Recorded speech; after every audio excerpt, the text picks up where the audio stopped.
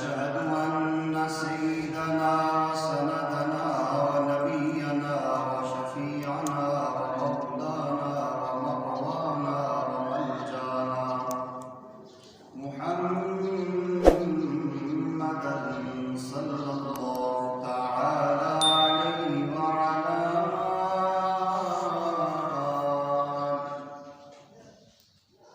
وعلى آله وأصحابه الطيبين الطاهرين، لا سيما على الخلفاء الراشدين المهديين. أما بعد، فأعوذ بالله من الشيطان الرجيم. بسم الله الرحمن الرحيم. وما لكم لا تقاتلون في سبيل الله والمستضعفين من الرجال والنساء والولدان الذين يقولون ربنا أخرجنا من هذه القرية الظالم أهلها واجعل لنا من لدنك وليا واجعل لنا من لدنك نصيرا. الذين آمنوا يقاتلون في سبيل الله والذين كفروا يقاتلون في سبيل الطاغوت فقاتلوا أولياء الشيطان إن كيد الشيطان كان ضعيفا. وقال النبي صلى الله تعالى عليه وسلم: المؤمن كجسد واحد إن اشتكى عينه اشتكى كله وإن اشتكى رأسه إن اشتكى كله، أو كما قال عليه الصلاة والسلام. صدق الله مولانا العظيم وبلغنا رسوله النبي الكريم، ونحن على ذلك لمن الشاهدين والشاكرين والحمد لله رب العالمين. اللهم صل على سيدنا ومولانا محمد وعلى آل سيدنا ومولانا محمد وبارك وسلم وصل عليه. ہر سمت مجدی کرنوں نے نفسوں نے شب غم توڑ دیا. ہر سمت مجدی کرنوں نے افسوں نے شب غم توڑ دیا. اب جاگتے ہیں دیوانے دنیا کو جگا کر دم لیں گے. سوچے کفیل کچھ بھی ہو ہر حال میں اپنا حق لیں گے. عزت سے جیے تو جی لیں گے ورنہ جام شہادت پی لیں گے. اللہ جل جلالہ کی بے حد و بے انتہا حمد و ثنا امام الانبیاء فخر کائنات صلی اللہ علیہ وسلم کی بارگاہ میں بے حد و بے انتہا حمد و سلام کا نذرانہ پیش کرنے کے بعد میرے انتہائی کا وزیر کار بزرگوں، نوجوان دوستوں، عزیز بچوں، میری آواز سننے والی میری پردہ نشین مسلمان بہنوں، اللہ جل جلالہ نے ہر انسان کو دنیا میں عزت سے جینے کا حق دیا ہے، اور قرآن کریم میں نبی پاک صلی اللہ علیہ وسلم کے فرامین میں سینکڑوں ایسے واقعات اور ایسے باتیں موجود ہیں جس میں اللہ جل جلالہ بھی اور نبی پاک صلی اللہ علیہ وسلم بھی اپنے فرامین سے بات امت کو بتلاتے ہیں کہ ہر انسان کو عزت کے ساتھ وقار کے ساتھ جینے کا حق حاصل ہے. بھلے وہ مسلمان ہے یا کافر ہے، اگر اپنی حدود میں رہے گا تو وہ عزت کے ساتھ جیے گا، اپنی حدود کو پامال کرے گا، اپنی راہ کا انتخاب غلط کرے گا اور ذلت اس کا مقدر ہوگی۔ مسلمان کو عزت کا راستہ اختیار کرنے کے لیے اور ذلتوں کی پستیوں سے بچنے کے لیے امام الانبیاء صلی اللہ علیہ وسلم نے فرمایا، اذا ترکتم الجہاد فسلط اللہ علیکم الذلہ، اے لوگوں جب تم جہاد چھوڑ دو گے تو اللہ جل جلالہ تمہارے اوپر ذلت کو مسلط کر دیں گے۔ اسلام کے 4 بنیادی شعبے دنیا میں کام کرتے ہیں اور ان چاروں کے باہم مربوط ہونے سے اسلام میں ایک روشنی اور چمک پیدا ہوتی ہے۔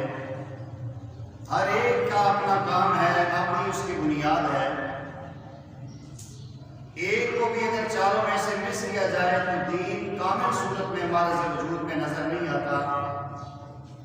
سب سے پہلا دین کا جو شعبہ کام کر رہا ہے مسلمانوں میں وہ دینی مدارس ہے۔ دینی مدارس سے حفاظ، قراء، علماء، فقہاء، شیوخ الحدیث، مبلغین، مجاہدین، یہ سارے لوگ دینی مدارس سے پیدا ہوتے ہیں۔ تو اسلام کے پھیلانے میں، اسلام کی تصویر کے اندر رنگ بھرنے میں مدارس کا بہت بڑا کردار ہے۔ پھر مدارس کے بعد جو دوسرا شعبہ کام کر رہا ہے امت میں، وہ صحیح معنوں میں اللہ والوں کی خانقاہوں کا نظام ہے۔ مشائخ صوفیاء اللہ والے جو انسانوں کی اصلاح کرتے ہیں، انسان کی روحانی امراض کا علاج کرتے ہیں، مدارس سے حفاظ، قراء، علماء، فقہاء جو پیدا ہوتے ہیں، تیار ہوتے ہیں، صحیح کاملین اللہ والوں کی صحبت میں رہ کے ان کی اصلاح ہوتی ہے، ان کے اندر ایک انسانیت پیدا ہوتی ہے، طہارت کا جذبہ پیدا ہوتا ہے، اللہ جل جلالہ کی محبت اور معرفت ان کے دلوں میں آتی ہے۔ اسلام کا تیسرا بنیادی شعبہ جو پوری دنیا میں اسلام کو پھیلا رہا ہے وہ دعوت و تبلیغ ہے۔ دعوت و تبلیغ کے ذریعے دنیا کے ہر حصے میں، ہر خطے میں، ہر شعبے میں دین زندہ ہوگا۔ یہ بات مسلمہ حقیقت ہے کہ دین کی اشاعت تبلیغ کے ذریعے ہوگی اور کسی ذریعے سے نہیں ہوگا۔ مدارس سے علماء، صلحاء، فقہاء پیدا ہو سکتے ہیں، لیکن اشاعت دین ہوگی لیکن اتنی نہیں ہوگی جتنا دعوت و تبلیغ کی محنت سے ہوگی۔ خانقاہوں سے ضرور اصلاح ہوگی، اللہ اللہ سکھایا جائے گا، لوگوں میں خود پسندی کے بجائے خدا پسندی آئے گی، خدا ترسی آئے گی، انسان تزکیہ نفس کے ذریعے اپنے دل کا تصفیہ بھی کریں گے، نفس کا تزکیہ بھی کریں گے۔ لیکن جس طرح دین پوری دنیا میں پھیلتا ہے اور تبلیغ کی محنت سے پھیلے گا، خانقاہوں کی محنت سے اس انداز میں نہیں پھیلتا۔ تیسرا یہ تبلیغ کا شعبہ ہے، اور چوتھا شعبہ جو دین کا دفاع کرنے والا ہے، جس شعبے کی برکت سے مدارس بھی مضبوط ہوں گے، جس شعبے کی برکت سے خانقاہیں بھی مضبوط ہوں گی، جس شعبہ کی برکت سے پوری دنیا میں اسلام پھیلے گا، وہ اسلام کی کوہان ہے، وہ جہاد فی سبیل اللہ ہے۔ اللہ جل جلالہ کی راہ میں جہاد کرنے سے دین پھیلتا نہیں ہے، جہاد سے دین کا دفاع ہوتا ہے۔ یہ 4 بنیادی شعبے ہیں جو آج دنیا میں کام کر رہے ہیں۔ کوئی بندہ یہ سمجھے کہ مدارس سے دین کا دفاع ہو جائے گا، یہ اس کی بھول ہے۔ کوئی یہ سمجھے خانقاہوں سے دین کا دفاع ہو جائے گا، نہیں ہو سکتا۔ تبلیغ سے دین کا دفاع نہیں ہو سکتا۔ دین کا دفاع ہوگا صرف اور صرف جہاد کے ذریعے، اشاعت تبلیغ کے ذریعے ہوگی، اصلاحات صحیح معنوں میں خانقاہی نظام میں ہوگی، فقہاء، علماء، قراء جو ہیں وہ دینی مدارس سے تیار ہوں گے۔ چاروں ملیں گے تو اسلام کی مضبوط بنیاد بھی کھڑی ہو جائے گی۔ ہمارے لیے عام معاشرے کے لیے مدارس کی بات بھی ہم عزم کر لیتے ہیں، خانقاہوں کی بات بھی بعض لوگ نہیں عزم کرتے، اکثر لوگ اس کو بھی عزم کر لیتے ہیں، تبلیغ کی بات بھی ہم الحمدللہ سن لیتے ہیں، لیکن جو ہی جہاد کی بات آتی ہے تو انسان کے اندر ایک گھبراہٹ پیدا ہو جاتی ہے۔ حالانکہ اس کے اندر خوشی پیدا ہونی چاہیے، انسان کے اندر ایک جذبہ پیدا ہونا چاہیے، اور یہ قرآن کریم کی کئی 100 آیات بینات اس کی طرف اشارہ کرتی ہیں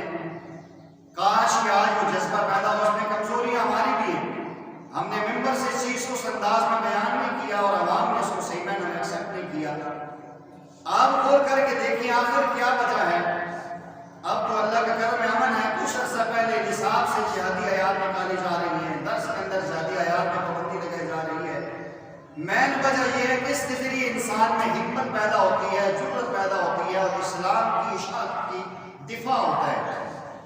صحابہ کرام رضوان اللہ علیہم اجمعین ایک شعر کہا کرتے تھے، نحن الذین بایعوا محمدا علی الجہاد ما بقینا ابدا۔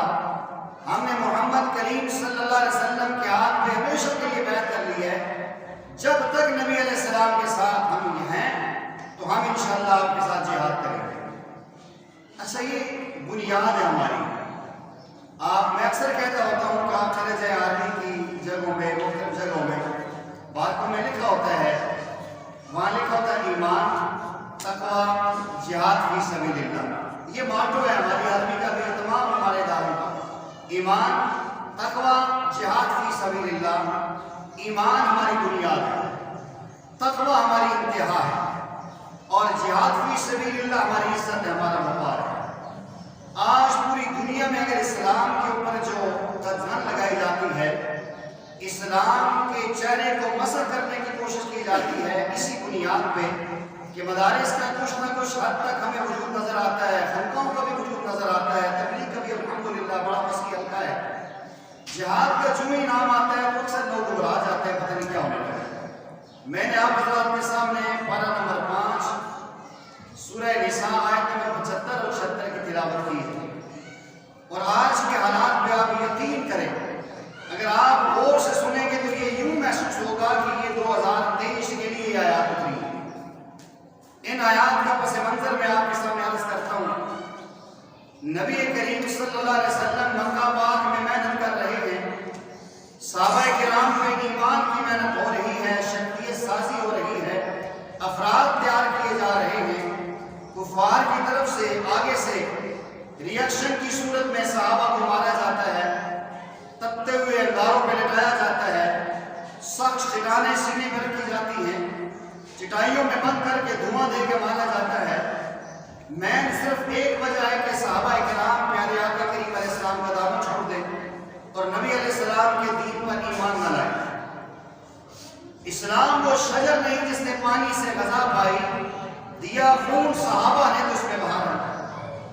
نبی علیہ السلام کے پاس صحابہ کرام آ کے اپنی شکایت پیش کرتے ہیں، آقا کریم صلی اللہ علیہ وسلم فرماتے کہ نہیں، ابھی صبر کرو، ابھی آپ صبر کرو، ابھی ایمان کی محنت ہو رہی ہے، اللہ جل جلالہ کی طرف سے اجازت نہیں ہے۔ پھر اللہ جل جلالہ نے 13 سال کے بعد مہربانی فرمائی، صحابہ کرام پیارے آقا کی معیت میں کچھ پہلے کچھ بعد میں مکہ سے مدینہ کی طرف ہجرت کر کے تشریف لے گئے۔ کافی صحابہ کرام گئے، مدینہ کی ریاست بن گئی۔ صحابہ کرام کے لیے اس سے پہلے نماز کا حکم آ چکا تھا، زکوٰۃ کا حکم آ چکا تھا، لیکن جہاد کا حکم نہیں تھا، تو وہ مارے کھاتے تھے، صبر کرتے تھے، تکلیف برداشت کرتے تھے۔ مدینہ پاک میں جانے کے بعد یہ سارے حالات آسان ہو گئے، نماز ہر چیز کلّا وہاں کو تکلیف دینے والا نہیں تھا۔ تو اب یہ جو لوگ پیچھے رہ گئے تھے مکہ شریف میں، جو ایمان والے تھے، کسی وجہ سے ہجرت نہیں کر سکے، اسباب نہیں تھے یا حالات ایسے تھے، اب ان کی فیملی کے کافی لوگ جو اس فیملی میں وہاں مکہ میں رہتے تھے، وہ آ کر انہیں طعن و تشنیع کا نشانہ بناتے، انہیں تنگ کرتے، انہیں طنز مارتے، انہیں کہتے چھوڑو، محمد صلی اللہ علیہ وسلم چلے گئے، تم اکیلے یہاں رہتے ہو، تمہاری زمینیں یہاں ہیں، جائیدادیں یہاں ہیں، اس لیے چھوڑو، واپس آ جاؤ اپنے دین میں۔ اب وہ روتے، اللہ جل جلالہ کے سامنے دعائیں کرتے، اللہ جی ہمارے لیے یہاں سے نکلنے کے اسباب پیدا فرمائیں۔ تو اللہ جل جلالہ نے یہ آیات بینات سورہ نساء 75 اور 76 نازل فرمائے۔ 4-5 آیات ہیں، آپ دیکھیں گے پھر آپ کو حالات کا پس منظر سمجھ آئے گا۔ فرمایا وَمَا لَكُمْ لَا تُقَاتِلُونَ فِي سَبِيلِ اللَّهِ، اے اہل ایمان تمہیں کیا ہو چکا ہے، تم اللہ کی راہ میں قتال کیوں نہیں کرتے ہو؟ وَالْمُسْتَضْعَفِينَ مِنَ الرِّجَالِ وَالنِّسَاءِ وَالْوِلْدَانِ، اور وہ لوگ جو مرد عورت اور بچے کمزور ہیں، الَّذِينَ يَقُولُونَ، جو یہ کہتے ہیں ربنا، اے ہمارے رب، اخرجنا من هذه القرية الظالم اهلها، اس بستی میں سے ہمیں نکال دے کہ جس کے رہنے والے ظالم ہو چکے ہیں۔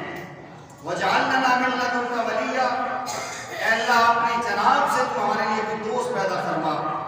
وَجَعَلْ لَنَا مِن لَّدُنكَ نَصِيرًا، اور اللہ اپنی طرف سے کوئی ہمارا مددگار پیدا فرما کہ جو ہمیں اس جنگل سے نکال لے، اس مصیبت اور پریشانی سے نکال لے۔ والذین آمنوا، فرمایا کہ وہ لوگ جو ایمان لائے، یقاتلون فی سبیل اللہ، وہ اللہ کی راہ میں قتال کرتے ہیں، والذین کفروا یقاتلون فی سبیل الطاغوت، اور جو کافر ہیں وہ طاغوت کے لیے لڑتے ہیں، اللہ اور اس کے رسول کا راہ روکتے ہیں۔ فقاتلوا اولیاء الشیطان، اے اہل ایمان تمہیں چاہیے کہ شیطانوں کے دوستوں سے قتال کرو، ان کید الشیطان کان ضعیفا، بے شک شیطان کی چالیں ہمیشہ کمزور ہوتی ہیں۔ اگر ان آیات کو دیکھیں اور پوری دنیا پہ آپ ایک تیرانہ نگاہ ڈال کے دیکھیں، آپ کو کئی ایسے مسلمان بھائی، مسلمان بہنیں کفار کے جنگل میں ان کے ظلم و ستم میں پستے ہوئے نظر آئیں گے۔ سرفرست نام ڈاکٹر عافیہ صدیقی بہن کا ہے، جو ایک حافظہ ہے، قاریہ ہے، اسلام کی مجاہدہ اور باغیرت ہے، باہمت ہے، جرأت مند ہے۔ اسلام کی دشمنی کی بنیاد پہ، اسلام سے نفرت کی بنیاد پہ آج سے 20 سال ہو چکے ہیں امریکہ کی جیل میں وہ پڑی ہوئی ہے، اور ابھی گزشتہ دنوں میں اس کی بہن ڈاکٹر فوزیہ صدیقی اور اس کے ساتھ سینیٹر مشتاق احمد چند لوگ مل کے آئے ہیں، اور ظلم کی انتہا ہے۔ 20 سال کے بعد وہاں پہنچے اور اسے مسافہ نہیں کرنے دیا گیا، 1 to 1 ملاقات نہیں کرنے کی، درمیان میں شیشے کے ذریعے بات چیت ہوئی ہے۔ اس آیت مبارکہ کو دیکھے تو ہمیں بالکل سیم یہ نظر آ رہا ہے، یہ آیت مبارکہ اس دور کے تمام حکمرانوں کے لیے اور مسلمانوں کے لیے ضمیر کو جھنجھوڑ رہی ہے، اور اللہ جل جلالہ اس آیت مبارکہ میں بتا رہے ہیں تمہیں کیا ہو چکا ہے، تم اللہ کی راہ میں جہاد کیوں نہیں کرتے ہو؟ ایسے ہی تو ایک ہے، ہزاروں ایسے مسلمان بہنیں اور بھائی جیلوں میں پڑے ہیں جو اسلام کی بنیاد پہ، داڑھی پگڑی کی بنیاد پہ انہیں اٹھایا گیا ہے، اور اس ظلم کی چکی میں پیسا جا رہا ہے۔ اور یہ اللہ جل جلالہ سے یقیناً عافیہ بہن یہ سوال نہیں کرتی ہوگی اللہ کسی محمد بن قاسم کو بھیج دے، اللہ صلاح ایوبی کو بھیج دے۔ ان آیات بینات سے 2 چیزیں پتہ چلتی ہیں کہ اللہ تعالیٰ جہاد کیوں کرواتے ہیں۔ جہاد کروانے کے 2 مقاصد ہوتے ہیں، ایک مقصد یہ ہوتا ہے کہ اسلام کو غلبہ ملے، اسلام کا روح کفار پہ پڑے اور کفار کے پایہ استقلال میں لغزش آئے، اور دوسرا مقصد یہ ہوتا ہے کہ جو مظلوم مسلمان دنیا میں کہیں بھی ہو، ان مظلوموں کو ظالموں کے جنگل سے نکالا جائے۔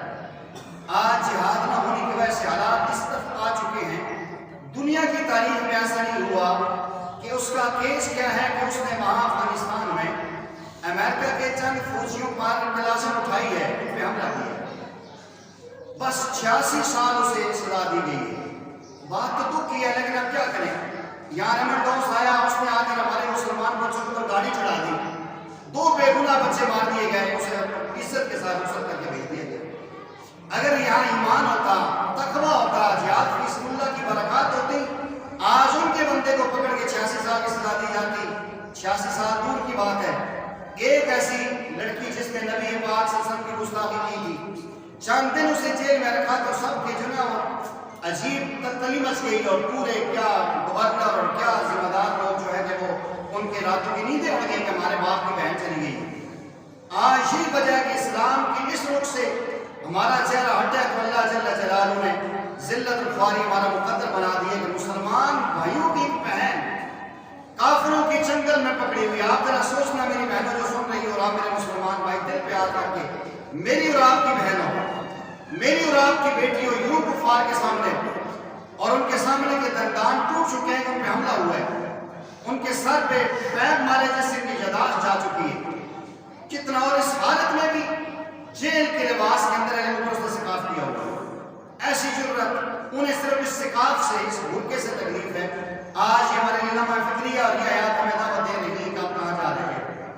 فرمایا الم ترى، کیا آپ نے نہیں دیکھا، الی الذین، ان لوگوں کی طرف، قیل لہم، جب انہیں کہا جاتا ہے کفوا ایدیکم، کہ پیارے آقا فرما رہے ہیں صحابہ، ویسے قرآن کی آیات ہے، اللہ کیا وہ پس منظر بیان کرنے کا اپنے آنکھوں کو روک لو، وقیموا الصلاۃ، نماز قائم کر دو، وآتوا الزکاۃ، زکات ادا کرو، فلما کتب علیہم القتال، جب ان پہ جہاد فرض کر دیا جاتا ہے، اذا فریق منہم، ان میں سے ایک گروہ ایسا ہے، یخشون الناس کخشیۃ اللہ، کہ جو لوگوں سے ایسے ڈرتے ہیں جیسے اللہ سے ڈرا جاتا ہے، او اشد خشیہ، یا اس سے بھی زیادہ ڈرتے ہیں۔ کیا ایسی بات آج مسلمانوں میں نہیں؟ ابھی جہاد کی بات کریں نا تو یوں ہوگا بولی سب خیر ہے، جان چکی نہیں لگتی نہیں تو حالات پتا وہ نہیں زمینی کہہ کے در گئے یہ فلسفے میں سناتے ہیں. قرآن ہمیں پہلے بتا رہا ہے کہ جب بھی جہاد کی بات ہوگی تو بتایا جائے گا کیا ہو گیا تمہیں، اپنی جان تمہیں عزیز نہیں ہے، قرآن نہ بیان کرو. قرآن یہ 1400 سال پہلے کہہ رہا ہے کہ کہتے ہیں نماز پڑھو، زکاتوں پر جب جہاد کی بات آتی ہے اس میں سے ڈرتے ہیں، لوگوں سے خوف ہوتا ہے، خدا کا ڈر انہیں نہیں ہوتا. آج اللہ تعالیٰ نے ہمارے قریب میں ہمارے ہمسائے ملک میں دکھا دی ہے انہوں نے کفار کے خلاف جمع اللہ نے کیسے مدد اتاری ہے. آگے فرما دیا کہ وقالوا کہتے ہیں ربنا اے ہمارے رب لما كتبت علينا القتال، ہمارے اوپر جہاد کیوں فرض ہوا ہے؟ میٹھی میٹھی سنتے تو ٹھیک تھی، جہاد کا ذکر کیوں ہوتا ہے؟ یہ ایسی بدعزمی انسان کمزور ایمان والے کے میدے میں کرتا ہے نہ جا کے کہ کئی دن میں بیچارہ پریشان ہوتا ہے. تو قرآن یہ کہتا ہے کہ یہ لوگ کہیں گے قیامت تک تو یہ قرآن ہے، کہیں گے جہاد کیوں فرض کیا ہے؟ لولا اخرتنا الى اجل قریب، تھوڑا سا ڈیلے ہو جاتا، کم از کم ہم 2 4 6 7 50 سال ویسے سے رہ جاتے ہیں نا. یہ تو حالات بڑے ابتر ہو رہے ہیں ہمارے لیے. کل متاع دنیا قلیل، محبوب کبریا صلی اللہ علیہ وسلم فرما دیجیے دنیا کی زندگی، دنیا کا فائدہ بہت تھوڑا ہے. والآخرۃ خیر لمن اتقی، آخرت بہتر بھی ہے اس کے لیے جو تقوی اختیار کرتا ہے. ولا تظلمون فتیلا، یاد رکھو تمہارے پر ایک دھاگے کے برابر بھی ظلم نہیں ہوگا. ایمان اور اعمال لے کر آؤ گے تو اللہ جل جلالہ بھی عزت دیں گے. اعمال اور ایمان نہیں لاؤ گے دنیا میں بھی ذلت ہوگی، آخرت میں بھی ذلت ہوگی.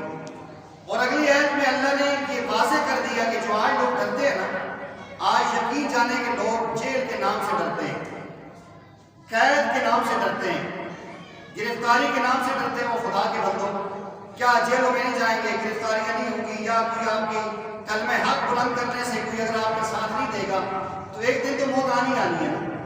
اللہ نے فرمایا اینما تکونوا یدرککم الموت، جہاں کہیں بھی تم چلے جاؤ گے موت تمہارے پاس آنی ہے. وَلَوْ كُنْتُمْ فِي بُرُوجٍ مُشَيَّدَةٍ، اگر مضبوط قلعوں میں بھی چھپ جاؤ نا تو موت وہاں بھی آئے. لیکن سلطان ٹیپو رحمہ اللہ کی بات یاد رکھا کہ شیر کی ایک دن کی زندگی گیدڑ کی 100 سالہ زندگی سے بہتر ہے. اب ہم نے خود فیصلہ کرنا ہے کہ ہم نے گیدڑ بن کے رہنا ہے کہ شیر بن کے رہنا ہے. اور یاد رکھیں جو انسان اکثر کی بات دل سے کرتا ہے اللہ جل جلالہ اس کی مدد بھی کرتے ہیں، اس کی نصرت بھی کرتے ہیں. اور جو جتنا ڈرتا ہے وہ ڈر کے مرتا ہے. اور عام طور پہ جملہ کہتا ہے کہ سب تے ڈریا ستری کو بھی ڈرتا ہے. یوں جو انسان رسی سے ڈرنے والا ہے وہ اللہ جل جلالہ کی دین کی کیا عظمت کو بیان کرے گا. فرمایا کہ وَإِن تُصِبْهُمْ حَسَنَةٌ يَقُولُوا هَٰذِهِ مِنْ عِندِ اللَّهِ، یہ بھی منافقوں اور کافروں کی بات ہوتی ہے کہ جب اچھی بات مل جائے، خوشحالی آ جائے، بہتری حالات میں آ جائے، کہتے ہیں ساڑی بدنا اللہ کی طرف سے آئی ہے، اللہ کی طرف سے آئی ہے، اللہ نے مہربانی کر دی ہے. وَإِن تُصِبْهُمْ سَيِّئَةٌ، اور جب انسان کو برائی ملتی ہے یقول، وہ کہتے ہیں هَٰذِهِ مِنْ عِندِكَ، محبوب صلی اللہ علیہ وسلم یہ آپ کی وجہ سے ہمیں مل رہا. حالانکہ نبی پاک صلی اللہ علیہ وسلم کی طرف سے رحمت ملتی ہے، پریشانی اور حالات نہیں ملتے. آج تو نبی علیہ السلام کو نہیں کہہ سکتے، لیکن آج کوئی حق سچ کی بات کرے گا کہے کہ تمہاری وجہ نہ کام ہوا ہے. تو سر ترغیب دیتی تھی نا انسان نے، اشتعال انگیزی آ گئی ہے آپ کی وجہ سے ایسا ہوا ہے. نہیں بابا نہیں بھائی جان ایسا نہیں. کل من عند اللہ، یاد رکھو اچھائی اور برائی اللہ کی طرف سے، عزت اور ذلت اللہ کی طرف سے ہے، سکون اور بے سکونی اللہ کی طرف سے ہے. فَمَالِ هَٰؤُلَاءِ الْقَوْمِ لَا يَكَادُونَ يَفْقَهُونَ حَدِيثًا، فرمایا یہ ایسی قوم ہے یہ آپ کی بات کو سمجھے گی نہیں. آج ہم اس بات کو سمجھتے نہیں. آج دنیا نے اتنی محنت کی ہے، ہماری یہ 3 بنیادیں تھیں، ایمان، تقوی، جہاد فی سبیل اللہ، اس میں اتنی محنت کی ہے، اتنی محنت کی ہے غیروں نے کہ ہمیں کہا کہ تم بنیاد پرست ہو. الحمدللہ ہم بنیاد پرست ہیں، ہماری بنیاد ہے کلمہ ہے. ہم کہتے نہیں ہم بنیاد پرست نہیں ہیں. ایمان کا نام بنیاد پرست رکھ دیا اور اس کے بعد تقوی کا نام انتہا پسند. تو مسلمان انتہا پسند ہوتے نہیں، ہم انتہا پسند ہی نہیں ہیں. اچھا تقوی بھی چھڑا دیا، ایمان بھی چھڑوا دیا، اب جہاد کی بات ہے دہشت گردی ہے. نہیں ہم دہشت گردی بھائیو یہ سمجھو کہ کفار وار کہاں کر رہا ہے، ہمارے اندر ایمان کو کھوکھلا کر رہا ہے. آج جب ہم سنتے ہیں کہ ہماری مسلمان بہن کے اوپر زیادتی ہو رہی ہے، محمد بن قاسم نوجوان بھی تو تھا نا، کیسے وہ 17 سالہ نوجوان اٹھ کے آیا اور اپنی بہن کو چھڑایا کیسے. آج ایک نہیں کروڑوں مسلمان دنیا میں موجود ہے، آج آنکھوں میں آنسو کیوں نہیں آتا؟ کیا ہم مسلمان نہیں ہیں کہ ہماری مسلمان بہن نبی پاک صلی اللہ علیہ وسلم کا کلمہ پڑھنے والی، حیا اور پاک دامنی کی تصویر بننے والی، آج فرعون کے ظلم و چنگل میں پھنسی ہوئی ہے؟ ہم اس کے لیے دعا بھی نہیں کر سکتے، ہم اس کے لیے آواز بھی نہیں اٹھا سکتے۔ الحمدللہ امت مسلمہ بیدار ہے، امت مسلمہ آواز اٹھا رہی ہے۔ آج بھی کئی ایسے پریس کلب کے سامنے استعمال اس کے حق میں مظاہرے ہو رہے ہیں۔ ہمارے بے عقید مسلمان فرض بنتا ہے جہاں تک ہماری استعداد ہو ہم یہ آواز اٹھائیں، حق کی آواز، ہمیشہ آواز اٹھانے کی کوشش کریں۔ جو انسان حق کا ساتھ دیتا ہے وہ امر ہوتا ہے، اس کا ہمیشہ نام ہوتا ہے۔ جو صلاح الدین ایوبی رحمہ اللہ نے اور اسی انداز میں سلطان ٹیپو نے، محمد بن قاسم نے، یہ ہمارے اسلام کے جرنیل، انہوں نے محنت کی ہے، انہوں نے اپنی جانیں لگائی ہیں جہاد کے لیے۔ آج دنیا میں غوری کا کیا نام ہے، آج ٹیپو سلطان کا کیا نام ہے، لیکن آج بھی اگر ہم دیکھیں ہماری کتابوں میں جو سلطان ٹیپو رحمہ اللہ کی تصویر نظر آتی ہے اس میں ہمیں کلین شیر نظر آتا ہے، حالانکہ ایسا نہیں ہے۔ وہ اسلام کا مجاہد ہے، مکمل بادشاہ ہے، اس کی تصویریں موجود ہیں۔ آج ہمارے اندر سے چیز کھوکھلا کر کے نکالی جا رہی ہے، اس لیے ہمارا یہ جذبہ بنتا ہے، ہمارا یہ فرض بنتا ہے، ہمارا یہ حق بنتا ہے، ہم مسلمانوں کی آواز بن جائیں، ہم اسلام کی آواز اپنے آپ کو بنائیں، حق سچ کی بات میں ہمیشہ ساتھ دینے کی کوشش کریں۔ اگر آپ حق سچ کی بات کا ساتھ دیں گے تو انشاءاللہ کل قیامت کے دن سے شروع ہوں گے۔ کل اللہ کے نبی صلی اللہ علیہ وسلم نے اگر میدان محشر میں مجھ سے آپ سے پوچھ لیا کہ آپ کی زندگی میں میری ایک امتی، میرا نام لے ہونے والی حیا اور پاک دامنی کی تصویر اگر جو ہے کہ وہ موجود تھی اور آپ نے اس کے لیے کیا کیا ہے، آپ نے آواز اٹھائی ہے، ایک حصے پہ زیادتی ہو رہی ہے اور دوسرے حصے پہ ایک انسان اس میں خوش ہو رہا ہے، ٹھیک ہو رہا ہے۔ قیامت کے دن اللہ تعالیٰ اس کو اس کے ساتھ شامل کر کے جنت میں رکھیں گے۔ دنیا کے ایک حصے پہ ظلم ہو رہا ہے اور دوسرے حصے میں مسلمان تڑپ رہا ہے، پریشان ہو رہا ہے، اللہ میرے پاس میں کچھ بھی نہیں ہے، اللہ میرے پاس میں یہ کہ میں دعا کر سکتا ہوں، میں آنسو بہا سکتا ہوں، اللہ جل جلالہ اس کو مظلوم کے ساتھ شامل کر کے جنت میں بھیج دیں گے۔ پیارے آقا کی حدیث میں نے آپ کے سامنے پیش کی ہے، پیارے آقا فرماتے ہیں ساری دنیا کے مسلمانوں کی مثال ایک جسم کی طرح ہے، سر میں درد ہو پورا جسم بے قرار ہوتا ہے، آنکھ میں درد ہو پورا جسم بے قرار ہوتا ہے، دانت میں درد ہو پورا جسم بے قرار ہوتا ہے۔ مطلب کیا ہے، دنیا کے کسی حصے میں مسلمان پر زیادتی ہے، دوسرے حصے والے کو تڑپ جانا چاہیے، دوسرے کو رو جانا چاہیے، اللہ کے سامنے ہاتھ اٹھا لینا چاہیے، اللہ میں بس۔ عام طور پہ کہتے ہیں نا کہ ابراہیم علیہ السلام کو آگ میں ڈالا گیا تو ایک چڑیا جو ہے چونچ میں جا کر پانی کا قطرہ ڈال رہی تھی، اسے کہا گیا تیری چونچ سے آگ شفا نمرودی تو نہیں بجھ سکتی، اس نے کہا یہ تو میں بھی جانتی ہوں نہیں بجھ سکتی، لیکن کل قیامت کے دن اللہ کے سامنے اسے تو پیش کر سکتی ہوں، اللہ میرے پاس میں اتنا ہی تھا، میں قطرہ ہی ڈال سکتی تھی، میں وہ ڈالا۔ آج جو میں اور آپ کر سکتے ہیں، جتنا کر سکتے ہیں، مظاہرے میں ساتھ دے سکتے ہیں ساتھ دیں، ریلی میں ساتھ دے سکتے ہیں ساتھ دیں، پریس کانفرنس میں ساتھ دے سکتے ہیں ساتھ دیں، سوشل میڈیا پہ ساتھ دے سکتے ہیں، ایسے لوگوں کا ساتھ دیں، نہیں تو کم از کم دعاؤں میں سے یاد رکھیں کل اللہ جل جلالہ کے سامنے ہاتھ سے شروع ہوں۔ اللہ جل جلالہ سے دعا ہے کہ اللہ تعالیٰ ہمیں جہاد کا جذبہ بھی نصیب فرمائے، مجاہدین سے محبت بھی نصیب فرمائے اور جہاد کو صحیح معنوں میں سمجھنے کی توفیق عطا فرمائے۔ اس کی برکت سے اللہ تعالیٰ جہاں جہاں مظلوم مسلمان ہیں انہیں ظلم سے نجات نصیب فرمائے۔